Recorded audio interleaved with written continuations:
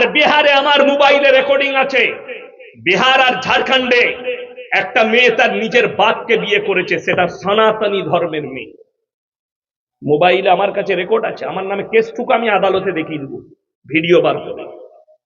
আমি এটা গল্প বলি নাই, কিন্তু কোরআন খুলবেন আপনি, তাকে মানে কোরআন খুলে দেখান, 4 পারা শেষ পৃষ্ঠা, হাফের পর থেকে সূরা নিসা, হুররিমাত আলাইকুম উম্মাহাতুকুম ওয়া বানাতুকুম ওয়া খালাতুকুম ওয়া বানাতুল আখি ওয়া বানাতুল উখতি, আল্লাহ পুরো চ্যাপ্টার দিলেন কার সঙ্গে তোমার বিয়ে করা না জায়েজ, কার সঙ্গে জায়েজ আছে, কার সঙ্গে হারাম, কার সঙ্গে হালাল।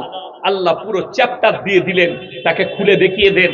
মায়ের সাথে চলবে না, বোনের সাথে চলবে না, খালার সাথে চলবে না, ফুপুর সাথে চলবে না। বড় একটা চ্যাপ্টার দিয়েছেন আল্লাহ রাব্বুল আলামিন কোরআনে, কার সঙ্গে বিয়ে হারাম, কার সঙ্গে বিয়ে হালাল। যেহেতু আপনার কাছে দিন না থাকার কারণে, দ্বীনি শিক্ষা না থাকার কারণে আপনার উত্তর দিবার ক্ষমতা আপনার মধ্যে নেই। আপনি ফেলোয়ার, নিজের ধর্মের কাছে আপনি ফেলোয়ার। বেঈমান কাফেররা তাদের মেহনতে কামিয়াব, আমরা আমাদের মেহনতে নাকাম হয়ে গেছি।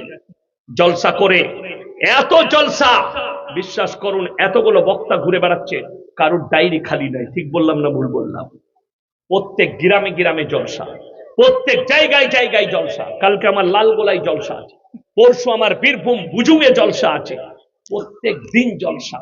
তারপরের দিন 24 পরগনায় এইভাবে রোজ জলসা আছে। পরিবর্তনের জায়গা কিচ্ছু নাই। এত আলেম উলামা, মাদ্রাসা, মসজিদ, কেউ বলছে আমরা তবলিগ করছি, কেউ বলছে জলসা, কেউ বলছে মিলাদ, কেউ বলছে এইভাবে দাওয়াত দিচ্ছি, এত চলছে, পরিবর্তন নাই। তার মারাত্মক কারণ হচ্ছে কোরআন থেকে সম্পর্ক ছিন্ন, আলেম থেকে সম্পর্ক ছিন্ন, উলামা থেকে আপনার সম্পর্ক ছিন্ন, যার কারণে আপনি এতটা বিপদগ্রস্ত হয়ে পড়েছেন।